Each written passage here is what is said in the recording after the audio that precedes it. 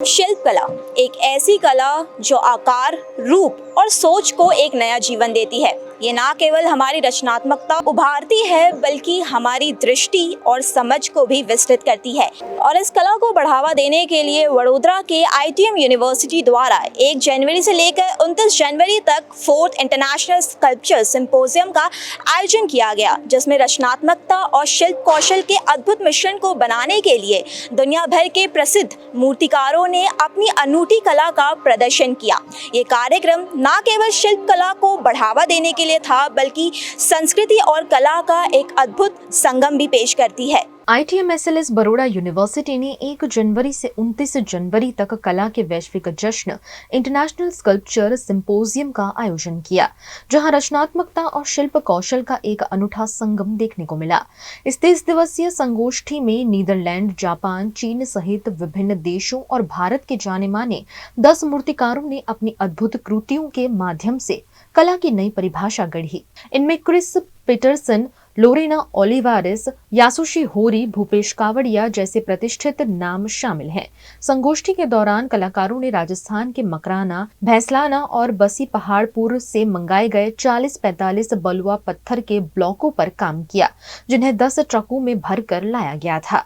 इस भव्य आयोजन में प्रसिद्ध कवि प्रोफेसर उदयन वाजपेयी बतौर मुख्य अतिथि और प्रसिद्ध सांस्कृतिक समीक्षक एवं कला क्यूरेटर जॉनी ML बतौर अतिथि समान उपस्थित रहे। इन दोनों गणमान्य व्यक्तियों की उपस्थिति ने इस संगोष्ठी को और भी भव्य बना दिया, जहां कला, संस्कृति और रचनात्मकता के नए आयाम देखने को मिले।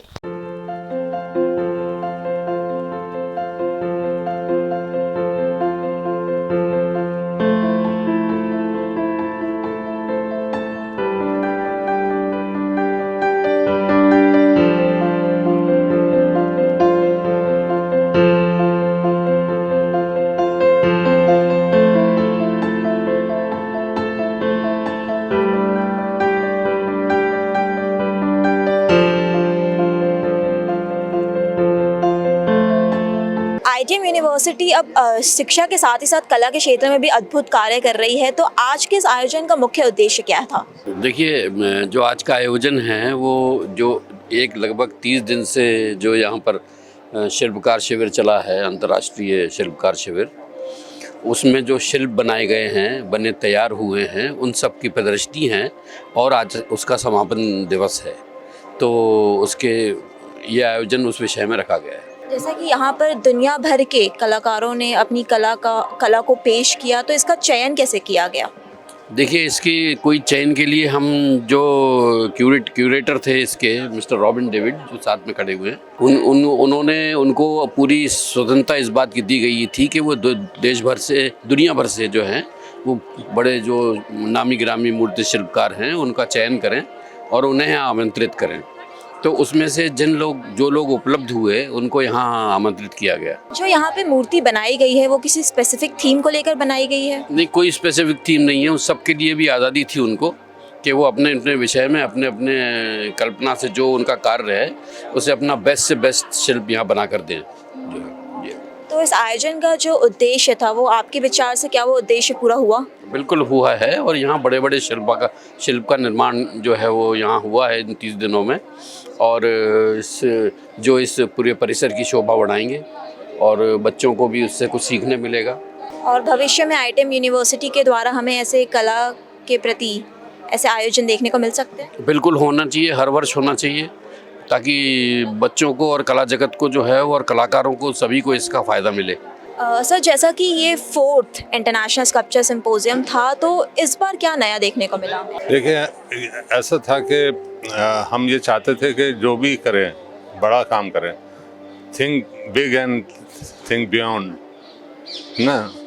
तो उसमें यह है कि जो असिस्टेंट है, क्योंकि कोई भी एक मूर्तिकार जो है वो बहुत अपने क्षेत्र का माना हुआ मूर्तिकार है, लेकिन कभी कभी क्या होता है कि हम अक्सर सोचते हैं कि हम कुछ मौका मिलता तो हम बड़ा कर सकते थे। वो मौका ITM की तरफ से हमको मिला है और हमने उनको ये बोला था कि आप फ्री हैं बड़े से बड़ा काम करने के लिए। तो आप देखेंगे अभी कि यानी आज तक ITM यूनिवर्सिटी के जितने भी काम हैं उसमें बहुत बड़े काम ये वाले हैं।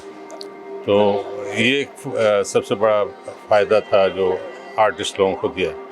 अनफॉर्चुनेटली हमारे 3 यानी लोगों को वीज़ा की कुछ प्रॉब्लम हुई और एक बीमार हो गए थे, हॉस्पिटलाइज हो गए थे, इसलिए 4 लोग नहीं आ पाए। अगर वो भी होते तो यहाँ पर और ज़रा ज़्यादा कुछ देखने को मिलता है। आने वाले समय में हमारे जो यूथ स्कल्पचर्स हैं उनको आप क्या संदेश देना चाहेंगे इस आयोजन के जरिए? नहीं, ये तो अभी तो बहुत अवेयरनेस है शिल्पकला के क्षेत्र में, और मैं यही बोलता हूँ जो इस लाइन में आया है उसको लगे रहना पड़ेगा, लगे रहेगा, डेली काम करता रहेगा, अपने एग्जीबिशन वगैरह करता रहेगा तो वो बहुत आगे जा सकता है। सर, आज का ये आयोजन शिल्पकला के क्षेत्र में कितना महत्वपूर्ण साबित हो सकता है? No, it is very important because this is a university. There are a lot of students coming, and when you have a big sculptures here by great artists, like this is an experience for them to first understand firsthand what is sculpture, and also the presence of sculptures. After the students leave this university, new students come. This will remain. This is going to remain forever because it is in granite, sandstone, and all. So this is going to make a lot of difference in the campus, and also when the public comes for some program inside the university, so they will also be benefited aesthetically, culturally. Bharat में शिल्पकला को लेकर आपका क्या नज़रिया है? Shilpakala, we have very interesting and very good, great artists, like for example Himmat Shah, we have Nagji Patel who passed away, and Subodh Gupta. There are so many interesting sculptors like one young sculptor Manjunath Kamath. They are all doing very great works, and Ellen Tallur. Lot of interesting works are happening, and sculpture is transforming into installation coming back to sculpture. There are a lot of give and take happening between the genres. आज के इस आयोजन के बारे में क्या कहना चाहेंगे? शिल्पकला के क्षेत्र में कितना महत्वपूर्ण है? बहुत ज़्यादा महत्वपूर्ण है। इसमें कई देशों के, चिली के, शिली के कलाकार थी, जापान की थे, और भारत के कई कोनों से आए हुए लोग थे। और महत्व का ये होता है कि अब शिल्प पूरी दुनिया में बदल रहा है, तो नए नए जो प्रयोग हो रहे हैं शिल्प में, वो बड़ौदा के नागरिकों के लिए, रसिकों के लिए अब ये संभावना होगी कि वो उन शिल्पों को देख सकें और ये देख सकें कि अब आज का जो मनुष्य है, आज का जो शिल्पी है, वो पत्थर को किस तरह देखता है। हमारे देश में शिल्प की बहुत बड़ी परंपरा रही है। सबसे पुराने शिल्प दुनिया में जो हुए हैं उसमें भारत था। तो आप एक तरह की शिल्प हम बनाते रहे हैं, अब एक नए तरह की शिल्प बन रहे हैं दुनिया में। जैसे विज्ञान में नए नए परिवर्तन होते हैं, नई नई दृष्टियाँ आती हैं, ऐसे ही कलाओं में भी होती है। और ये अब देखने की बात लोगों को ये है कि ये आज का मनुष्य जो है वो पत्थर को, स्थायित्व को किस तरह से अनुभव कर रहा है, किस तरह से देख रहा है।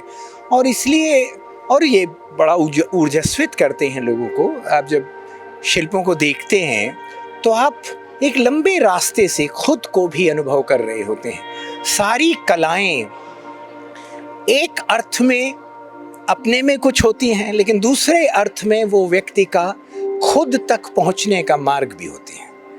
तो आपके पास 10-15 मार्ग अब उपलब्ध हैं अपने तक पहुंचने के, और लोगों को इस मार्ग की, इस सुविधा का और इस अवसर का, और ये अवसर तो बढ़ना रहेगा लंबे समय तक, क्योंकि पत्थरों में है। आना चाहिए बड़ौदा की जगहों से, थोड़ा आलस त्याग के आना चाहिए। थोड़ी दूर है ये जगह, तो दूरी इतनी भी नहीं है कि आप ना जा सकें। आखिरकार लोग वैष्णो देवी तो जाते ही हैं। थोड़ी मुश्किल से आना चाहिए, और थोड़ी मुश्किल से आके जब आप इन शिल्पों को देखेंगे तब आपके अंदर ज़्यादा बड़े अनुभव होंगे, ज़्यादा विचारवान आप हो सकेंगे, ज़्यादा सोच सकेंगे खुद के बारे में, पर्यावरण के बारे में, पत्थरों के बारे में, पत्थरों के शिल्पों के इतिहास के बारे में। आपके विचार से भारतीय शिल्पकला को अंतर्राष्ट्रीय स्तर पर और भी ज़्यादा प्रभावशाली बनाने के लिए हम क्या कदम उठा सकते हैं? एक तो ये मुझे सवाल ही नहीं समझ आता। मैं कवि हूँ, मेरी दुनिया भर में कविताएं अनुवाद होती हैं। फ्रेंच में लोग पढ़ते हैं, स्वीडिश में पढ़ते हैं, पोलिश में पढ़ते हैं, वगैरह वगैरह वगैरह। मैंने कभी कोशिश नहीं की। और हमें क्यों अंतर्राष्ट्रीय स्तर पर उठना है? कोई व्यापार है? ये कलाएं हैं। हर कला अपने होने में अंतर्राष्ट्रीय है, वो कहीं जाए न जाए। वो पेरिस में एग्जिबिट हो या शंघाई में हो या ब्यूनस आयर्स में हो न हो, लोग आएंगे अगर ये इतनी बड़ी कला। आखिरकार गुएर्निका जो पिकासो की पेंटिंग है, जो उन्होंने फैशिज्म के खिलाफ बनाई थी, उसको देख, वो पेंटिंग थोड़ी ना कहीं जाती है, लोग आते हैं पेंटिंग के पास देखने, तो लोग आएंगे। और मेरा विश्वास है कि इतना सुंदर शिल्प है, तो अगर उससे ये अंतर्राष्ट्रीय होता होगा तो हो जाएगा, वरना हम हर क्षण एक आजकल चाहें भी तो बिना अंतर्राष्ट्रीय हुए नहीं रह सकते। हम जो पहने हैं, हमारे जो डिज़ाइन है कपड़ों की, हम जिस तरह के शैम्पू लगाते हैं, जिस तरह के हम साबुन इस्तेमाल कर, ये सारे के सारे अंतर्राष्ट्रीय हैं, लेकिन इनका कोई अलग से अर्थ नहीं।